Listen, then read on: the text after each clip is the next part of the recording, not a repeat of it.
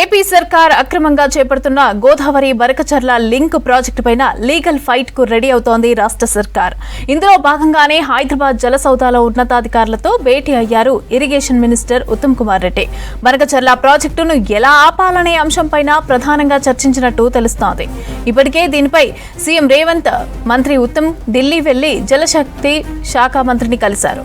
June 30న ప్రజాభవన్లో బనకచర్లపై presentation ఇవ్వాలని decide అయ్యారు. రాష్ట్ర నీటి హక్కులను కాపాడటం, కీలకమైన మౌలిక సదుపాయాల ప్రాజెక్టులను వేగవంతం చేయటం లక్ష్యంగా ముందుకు వెళ్లాలని అధికారులను ఆదేశించారు మంత్రి.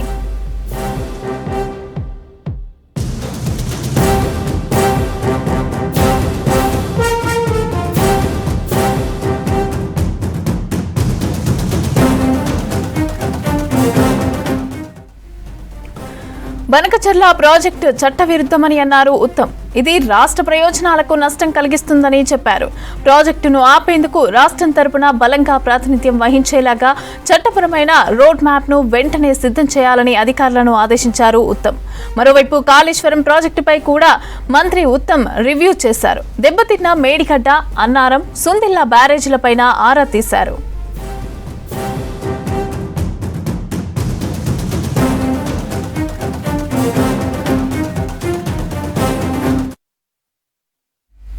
రాష్ట్రంలో కొద్ది రోజులుగా వర్షాల కోసం 1000 కళ్లతో ఎదురు చూస్తున్న రైతులకు వెదర్ డిపార్ట్మెంట్ గుడ్ న్యూస్ చెప్పింది. బంగాళాఖాతంలో అల్పపీడనం ఏర్పడిందని తెలిపింది. దీంతో హైదరాబాద్ సహా జిల్లాల్లో కూడా విస్తారంగా వర్షాలు పడే అవకాశం ఉందని సూచించింది. పలు జిల్లాలకు ఎల్లో అలర్ట్ జారీ చేసింది ఐఎండీ.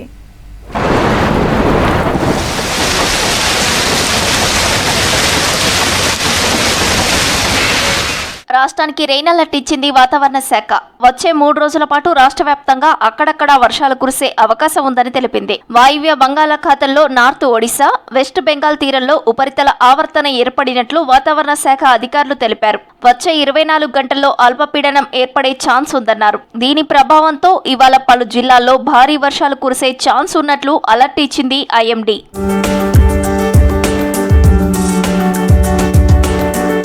ఇవాళ కొమరం భీం, ఆసిఫాబాద్, మంచిర్యాల, జయశంకర్ భూపాలపల్లి, ములుగు, భద్రాద్రి కొత్తగూడెం జిల్లాలో భారీ వర్షాలు కురిసే ఛాన్స్ ఉందని తెలిపింది వాతావరణ శాఖ. ఆయా జిల్లాలకు ఎల్లో అలర్ట్ జారీ చేసింది. ఈ రోజు ఉమ్మడి ఆదిలాబాద్, వరంగల్, ఖమ్మం, రంగారెడ్డి, మహబూబ్ నగర్ జిల్లాల్లో ఉరుములు, మెరుపులతో ఓ మోస్తరు వర్షం కురిసే ఛాన్స్ ఉందన్నారు అధికారులు. గంటకు 30 నుంచి 40 కిలోమీటర్ల వేగంతో ఈదురుగాలులు వీచే అవకాశం ఉందన్నారు వెదర్ ఆఫీసర్లు.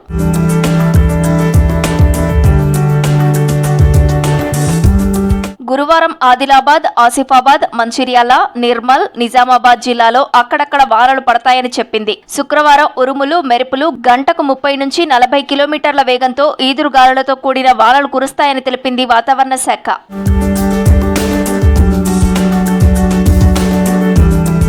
శనివారం ఆదిలాబాద్, ఆసిఫాబాద్, మంచిర్యాల, నిర్మల్, నిజామాబాద్, జగిత్యాల, రాజన్న సిరిసిల్ల, కరీంనగర్, పెద్దపల్లి, జయశంకర్ భూపాల్పల్లి, ములుగు, కొత్తగూడెం, ఖమ్మం, నల్గొండ, సూర్యాపేట, మహబూబాబాద్, వరంగల్, హన్మకొండ, రంగారెడ్డి, హైదరాబాద్, మేడ్చల్, మల్కాజ్గిరి, వికారాబాద్, మహబూబ్ నగర్, నాగర్ కర్నూల్, వనపర్తి, నారాయణపేట, జోగులాంబ, గద్వాల జిల్లాల్లో ఈదురుగాలులతో వానలు పడే ఛాన్స్ ఉందని చెప్పింది. ఆదివారం ఉత్తర తెలంగాణ జిల్లాలో వర్షాలు పడతాయని వివరించింది.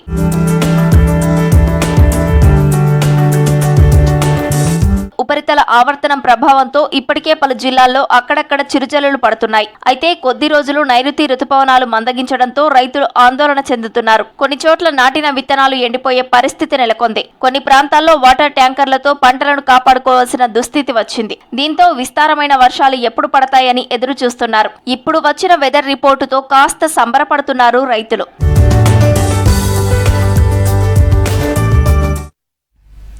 మే నెలాఖరులోనే రుతుపవనాలు వచ్చినట్టే వచ్చి ముఖం చాటేశాయి. మొదట్లో ఊరించిన వర్షాలు తర్వాత జాడ లేకుండా పోయాయి. తొలకరి మొదలైన పెద్ద వానలు కరువయ్యాయి. వరుణుడి కరుణ కోసం అన్నదాతలు అనేక రకాల పూజలు చేస్తున్నారు. కరీంనగర్ జిల్లాలో వానదేవుణ్ణి ప్రసన్నం చేసుకునేందుకు అనాదిగా వస్తున్న ఆచారాలను ఇప్పుడు మళ్లీ పాటిస్తున్నారు.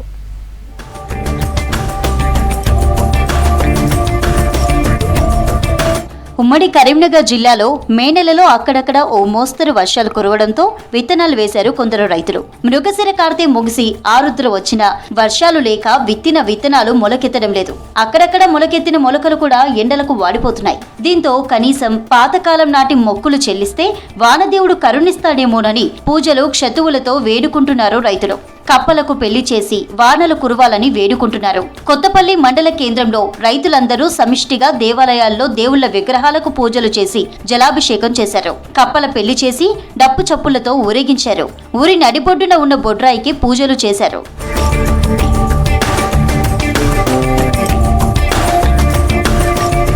హుజురాబాద్ లోని పెద్ద పాపయ్యపల్లిలోనూ గ్రామస్తులు కప్పల పెళ్లి నిర్వహించారు. కప్పలకు పసుపు రాసి మంగళసూత్రం కట్టి నాగలికి ఉపయోగించే కానికి కప్పలు కట్టి గ్రామంలో ఊరేగించారు. ప్రతి ఇంటి గడప వద్దకు కప్పలను తీసుకువెళ్తే ఆ ఇంటి వాళ్లు కానిపై నీళ్లు పోసి ప్రత్యేక పూజలు చేశారు. వర్షాలు సమృద్ధిగా కురవాలని వేడుకున్నారు. కప్పలకు పెళ్లి చేస్తే వర్షాలు కురుస్తాయని గ్రామస్తులు చెబుతున్నారు. వర్షాల గురించి మొదలు వర్షం పడ్డాయని అందరు ఇత్తనాలు పెట్టిరు. ఇత్తనాల వరకు వర్షమైన అప్సరాలు పెట్టి అన్ని మొలకలన్నీ మారిపోతున్నాయి. అందువిధంగా మేము దేవుని మీద భారం వేసుకొని దేవుని మీద నీళ్లు మోసి కప్పతల్లు ఆడి భగవంతుని మీద ఆన రావాలని అందరూ క్షమాపణ కోరుతున్నాము. అన్ని శరీరాన్ని ఎండిపోతున్నాయి. భగవంతుని మీద మాయిలమై ఇప్పటికైనా శిల్పులు పడాలని మేము అతిపరంగా కోరుతున్నాము. ఇప్పటి వరకు కూడా వర్షం పడకపోవడంతో రైతులు నిరుత్సాహంగా ఉన్నారు. అందుకోసం ఈరోజు పెద్దపాపపల్లి గ్రామంలో హనుమాన్ టెంపుల్లో ప్రత్యేక పూజలు నిర్వహించి కప్పతల్లి ఆడడం జరిగింది. ఇకనైనా ఆ వానదేవుడు కనికరించి వర్షం పడి రైతులకు ఒక ఉత్సాహాన్ని కోల్పేలాగా చూడాలని వానదేవుణ్ణి కోరుకుంటున్నాం. జలాభిషేకాలతోనూ వర్షాలు కురుస్తాయని ఉమ్మడి కరీంనగర్ జిల్లా ప్రజల నమ్మకం. వర్షాలు కురిపించే శక్తి శివుడికి ఉందని శివలింగానికి నీటితో అభిషేకం చేశారు. ఉదయాన్నే మహిళలందరూ భక్తి శ్రద్ధలతో గంగాదేవి దేవాలయానికి చేరుకొని ప్రదక్షిణలు చేసి జలాభిషేకం నిర్వహించారు. శివాలయాలను సందర్శించి నీటితో అభిషేకిస్తున్నారు. శివుడు ప్రకృతి రక్షకుడని ఆయనకు నీటితో అభిషేకం చేస్తే వరుణదేవుడు ప్రసన్నుడై వర్షాలు కురిపిస్తాడని చెబుతున్నారు స్థానికులు. మరికొందరు బిందెల్లో నీళ్లు నింపి వరుణదేవునిలాగా ప్రతిష్ఠించి వాటి చుట్టూ బతుకమ్మలాడుతున్నారు. వానలు కురవాలని దేవుణ్ణి వాదించడం జరిగింది. మాకు దయ వలన మీరు సేవించాలి. వానల గురించి మేము బాధ్యపడతాను. దేవుని గొల్ల కుర్మం అయ్యి మేము ఇక్కడికి వచ్చి వరదపాచం పోసి మేము బాధపడతాను. నీళ్ళ గురించి ఉన్నది ఏంటంటే గొల్ల కుర్మలకు వరదపాచం పోయడం జరుగుతుంది. ఎందుకంటే ఈ భక్తి ఎందుకంటే వర్షాలు బాగా కురిస్తే పంటలు బాగా వండాలని ఆ దేవుని ప్రార్థించుకుంటూ వరదపాచం పోయడం జరుగుతుంది. కొత్తపల్లి పట్టణ మధ్యలో ఉన్న బొడ్రాయికి కూడా ఈరోజు జలాభిషేకం చేయడం జరిగింది. దానిలో భాగంగా ఖచ్చితంగా వర్షాలు పడతాయనే ఒక నమ్మకం రైతులందరికీ. ఎందుకంటే పురాతన కాలం ప్రకారం మనం చూస్తూ ఉన్నాము. వర్షాలు పడతాయంటే గతంలో చాలామంది మా పెద్దవాళ్ళు ఇట్లాంటి కప్పతల్లి ఆట దేవాలయాలకు విగ్రహాలకు జలాభిషేకం చేయడం వల్ల ఖచ్చితంగా వర్షాలు పడతాయనే నమ్మకం ఉంది. వానదేవుణ్ణి ప్రసన్నం చేసుకునేందుకు వరద పాయసం సాంప్రదాయాన్ని పాటిస్తున్నారు కరీంనగర్ జిల్లాలోని జగిత్యాల, హుస్నాబాద్ ఏరియాల ప్రజలు.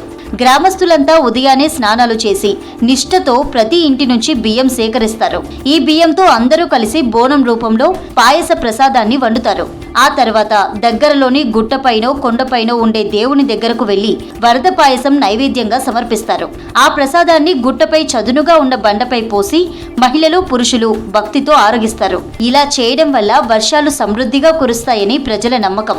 ఇక మరికొందరు గ్రామ పొలిమేరలో ఉండే బొడ్రాయి, మైసమ్మ, పోషమ్మ, ఎల్లమ్మ దేవతలకు బోనాలు వండి సమర్పించి వానలు కురవాలని కోరుకుంటున్నారు. వర్షాలు లేనందున ఒక నెల కాలం పోయినందున ప్రజలు నార్లు పోసుకొని నెల 15 రోజులు, కొందరు 2 నెలలు అవుతున్నాయి. కాబట్టి వర్షాలు ఒక చినుకు కూడా లేకపోవడం వల్ల ఈరోజు వరుడు కనికరించి వర్షాలు కురవాలని చెప్పి రైతులకు వర్షాలు చాలా ముఖ్యం.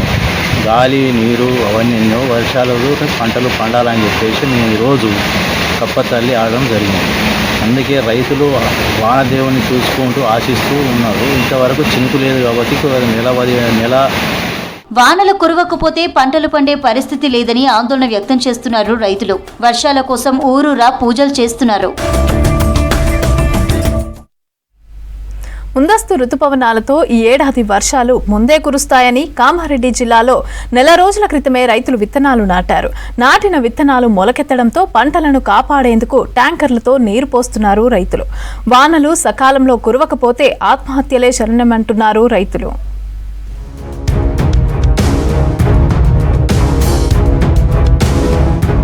కామారెడ్డి జిల్లాలో మొక్కజొన్న పంటలను కాపాడుకునేందుకు నానా తంటాలు పడుతున్నారు రైతులు. జిల్లా వ్యాప్తంగా దాదాపు 1,40,000 ఎకరాల్లో ఖరీఫ్ పంటలను సాగు చేస్తున్నారు రైతులు. వేలాది ఎకరాల్లో లక్షల రూపాయల పెట్టుబడులు పెట్టి వర్షాల కోసం నిరీక్షిస్తున్నారు. భిక్కనూరు మండలం జంగంపల్లి గ్రామ పొలాల్లో మొక్కజొన్న విత్తనాలు నాటారు రైతులు. 20 రోజులు గడుస్తున్నా ఆశించిన వర్షాలు కురవలేదు. దీంతో మొలకెత్తిన మొక్కజొన్నను కాపాడుకునేందుకు స్వయంగా పొలాలకు నీటిని సరఫరా చేస్తున్నారు రైతులు.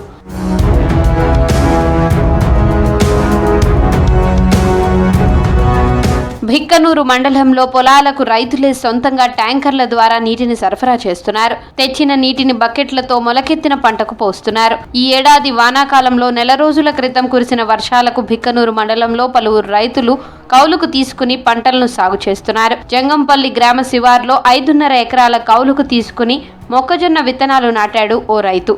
కానీ వర్షాలు లేకపోవడంతో ఎండిపోయే పరిస్థితి వచ్చింది.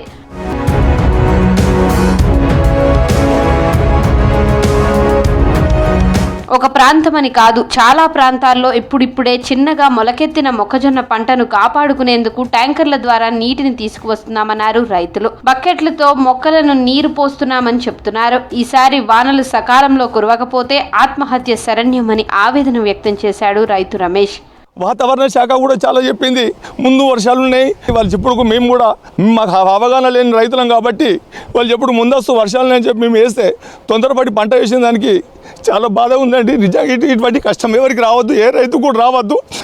ఇప్పటి వరకు ఇంచుమించు 1,50,000 ఖర్చు అయింది. అలా ఇప్పటి వరకు ఇవి వేసిన తోటలు భగవంతుని పుణ్యాన ఆ వర్షాలు వస్తే బతుకుతాం, లేకుంటే మాది ఉరేసుకొని చచ్చుడే. రైతులు ప్రతి ఒక్కరిని కాదు, ఇది బాధ రైతులందరిది.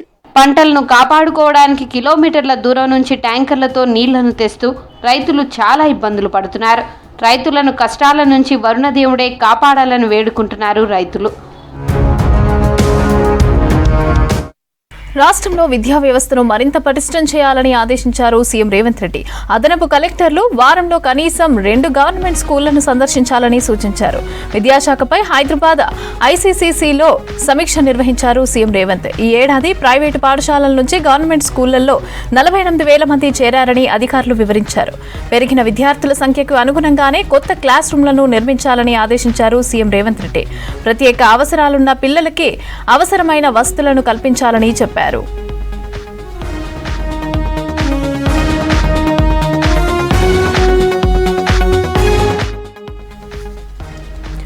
మధ్యాహ్న భోజనం తయారు చేసే మహిళలకు గ్యాస్, కట్టెల పొయ్యిల బాధలు తొలగించాలని అన్నారు సీఎం రేవంత్.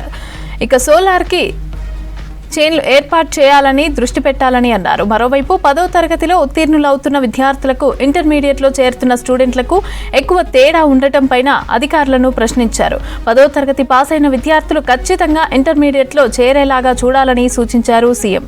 ఇక ఇంటర్మీడియట్ తర్వాత జీవనోపాధికి అవసరమైన స్కిల్డ్ కోర్సుల్లో శిక్షణ పొందవచ్చునని, దీని ద్వారా వారి జీవితానికి డోకా ఉండదని అన్నారు.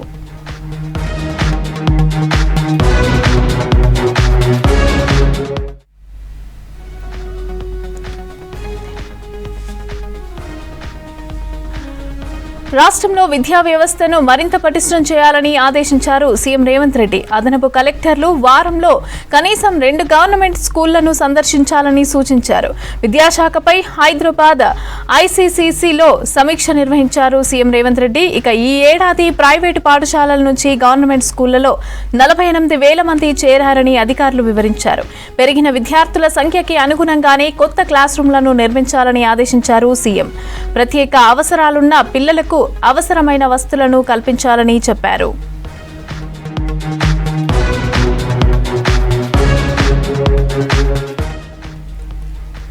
మధ్యాహ్న భోజనం తయారు చేసే మహిళలకు గ్యాస్, కట్టెల పొయ్యిల బాధలు తొలగించాలని అన్నారు సీఎం రేవంత్. సోలార్ కిచెన్లను ఏర్పాటు చేయడం పైన వెంటనే దృష్టి పెట్టాలని అన్నారు. మరోవైపు 10వ తరగతిలో ఉత్తీర్ణులవుతున్న విద్యార్థులకు ఇంటర్మీడియట్లో చేరుతున్న స్టూడెంట్లకు ఎక్కువ తేడా ఉండటం పైన అధికారులను ప్రశ్నించారు. 10వ తరగతి పాస్ అయిన విద్యార్థులు ఖచ్చితంగా ఇంటర్మీడియట్లో చేరేలాగా చూడాలని సూచించారు సీఎం. ఇంటర్మీడియట్ తర్వాత జీవనోపాధికి అవసరమైన స్కిల్డ్ కోర్సుల్లో శిక్షణ పొందవచ్చునని, ఇక దీని తర్వాత వారి జీవితానికి ఎలాంటి డోకా ఉండదన్నారు.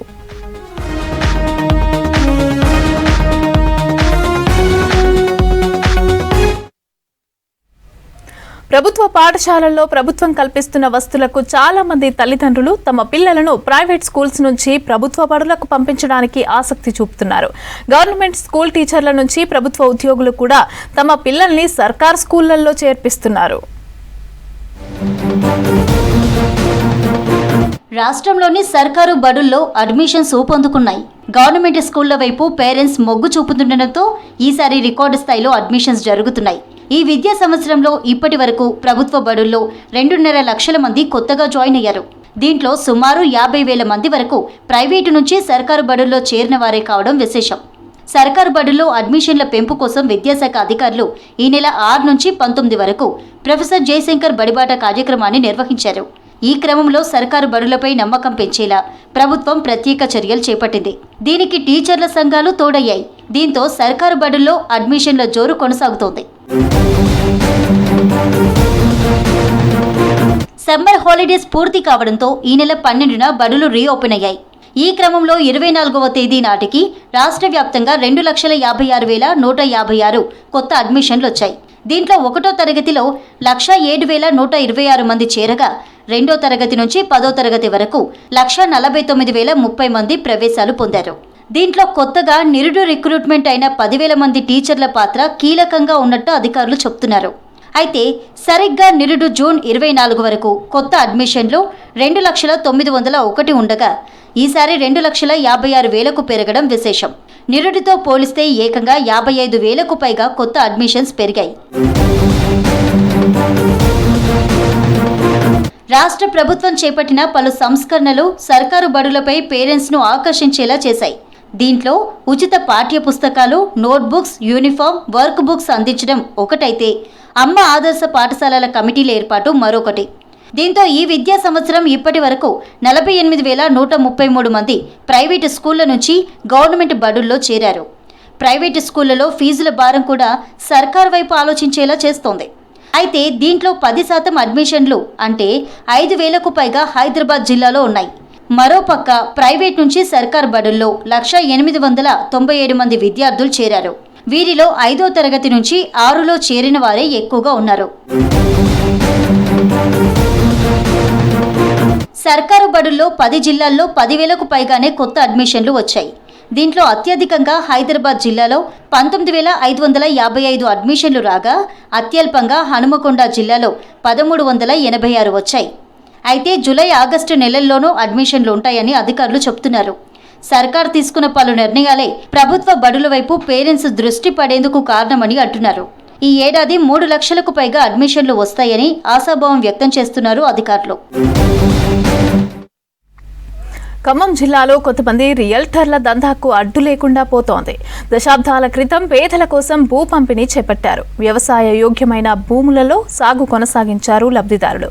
వ్యవసాయ యోగ్యం కాని భూములను లబ్ధిదారులకు వదిలేశారు. దీంతో కొంతమంది రియల్టర్ల పరపతితో విలువైన భూములను ఆక్రమణలకు గురవుతున్నాయి.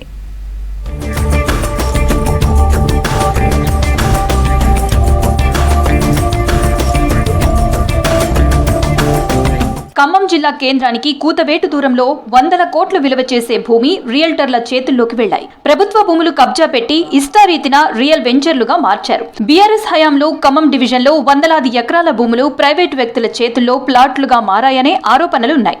ఖమ్మం రూరల్ మండలం మల్లెమడుగు రెవెన్యూ పరిధిలో 38 ఎకరాల వ్యవసాయ భూమి ఉంది.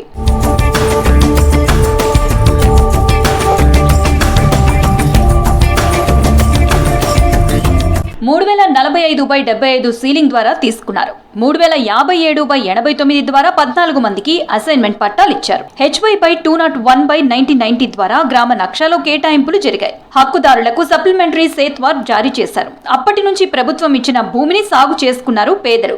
వ్యవసాయ యోగ్యం కాని భూములను యజమానులు సాగు చేయకుండా వదిలేశారు. అర్బన్ మండలం మల్లెమడుగు రెవెన్యూలో సిరిపురపు నర్సయ్య నుంచి సీలింగ్ యాక్ట్ కింద 1975లో అప్పటి ప్రభుత్వం 38 ఎకరాల భూమిని ఫైల్ నెంబర్ 3045/KMM/75 ద్వారా సీలింగ్ విధించింది. ఈ భూమిని ఆర్డీఓ కార్యాలయంలోని ఫైల్ నెంబర్ 3057/89 ద్వారా పేదలకు పట్టాలిచ్చారు. ఈ మొత్తం భూమిని 14 మంది పేద రైతులకు పంపిణీ చేశారు. గతంలో సర్వే నెంబర్ 196/1, 196/2 సర్వే నెంబర్లో మా అమ్మకు అలాగే మా నాయనమ్మ గారికి అసైన్ పట్టాలు ఇవ్వడం జరిగింది. అప్పట్లో వ్యవసాయం చేసేటోళ్ళం ఇక్కడ. మా నాన్నగారు మా తాతగారు ఉన్నప్పుడు వ్యవసాయం చేసేటోళ్ళం. వారు చనిపోయిన తర్వాత దీన్ని బీడు భూమిగా ఉండిపోయినది. మా అమ్మ ఈ బీడుని ఆపుకుంటా మేము అప్పట్లో చిన్న పిల్లలుగా ఉండేటోళ్ళం. అయితే ఈ బీడ్ని ఆపుకొని మేము ఇదంతా చేసేటోళ్ళం. ఇప్పుడు ఏం చేస్తున్నారంటే కొంతమంది రియల్ ఎస్టేట్ వ్యాపారులు దీన్ని కబ్జా చేసుకొని ప్లాట్లుగా మలచడం జరిగింది. ఖమ్మంలో భూములకు డిమాండ్ పెరగడంతో కొంతమంది బీఆర్ఎస్ లీడర్లు ఈ భూములను కబ్జా చేశారనే విమర్శలు ఉన్నాయి. భూ యజమానులు చనిపోవడంతో అప్పటి పరిస్థితులను బట్టి ప్రభుత్వం ఇచ్చిన భూమి తమ ఆధీనంలోనే ఉందని బాధితులు భావించారు. వాస్తవానికి ప్రభుత్వం ఇచ్చిన ఏ తరహా భూములు క్రయ విక్రయాలు చేయడానికి వీల్లేదు. కానీ గత బీఆర్ఎస్ ప్రభుత్వ హయాం నుంచి రియల్టర్లు ప్రభుత్వ భూముల్లో రియల్ ఎస్టేట్ వ్యాపారం చేశారనే ఆరోపణలున్నాయి. 38 ఎకరాల ప్రభుత్వ భూమిని అసలు యజమానులకు తెలియకుండానే ప్లాట్లుగా మార్చేశారనే సమాచారం.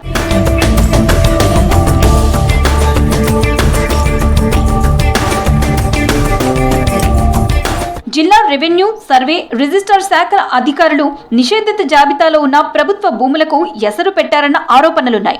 ప్రస్తుతం అసైన్మెంట్ భూములు ఉన్న ప్రాంతంలో ఎకరానికి 2 నుంచి 3 కోట్ల రూపాయల ధర పలుకుతోంది.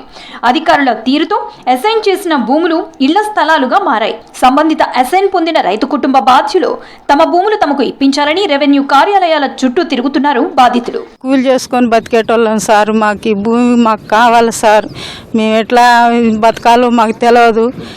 ఈ కూలి చేసుకొని సోలెట్ తెచ్చుకొని బతికేటోళ్ళం సారు. మాకు ఎట్లయినా ఈ భూములు కొత్త కలెక్టర్ గారు ఇప్పిస్తాడని ఆ కలెక్టర్ గారికి ధన్యవాదాలు.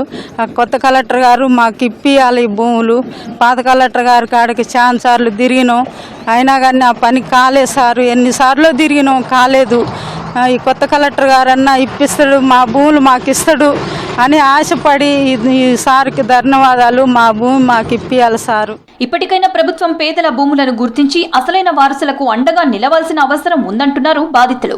ఈ భూముల వ్యవహారంలో అప్పటి రెవెన్యూ అధికారులు కలెక్టర్ని కూడా తప్పుదోవ పట్టించారన్న ఆరోపణలున్నాయి. ఎవరో వచ్చి కబ్జా చేసుకుంటే ఎట్లా సార్, గవర్నమెంట్ నాకు దున్నుకొని తినమని ఇచ్చారు సార్. నేను దున్నుకోవటానికి పిల్లలు పెద్దోళ్ళు లేరు సార్, గడ్డి అమ్ముకొని తింటున్నా సార్. అట్నే చెట్టి చామించి అంతా మొలిచింది సార్. ఎవరో వచ్చి కబ్జా చేసుకుంటే నేను ఎట్లా ఊరుకుంటా సార్? నా భూమి మీద నాది అని అనుకుంటే నేను ఎట్లా ఊరుకుంటా సార్? నా భూమి నాకు కావాలి సార్. ఎటు పోయినా నాకు న్యాయం జరగాలి సార్. కలెక్టర్ గారు న్యాయం చేయాలి, ఎంఆర్ఓ అందరూ నాకు న్యాయం చేయాలి సార్, న్యాయం జరగాలి సార్. ఖమ్మం రఘునాథపాలెం మండలం మంచుకొండ లాంటి ప్రాంతాల్లో భూమిని వదిలి వెళ్లాలంటే యజమానులు వణికిపోతున్నారు. 38 ఎకరాల్లో దాదాపుగా 29 ఎకరాలు కబ్జాలో ఉంది.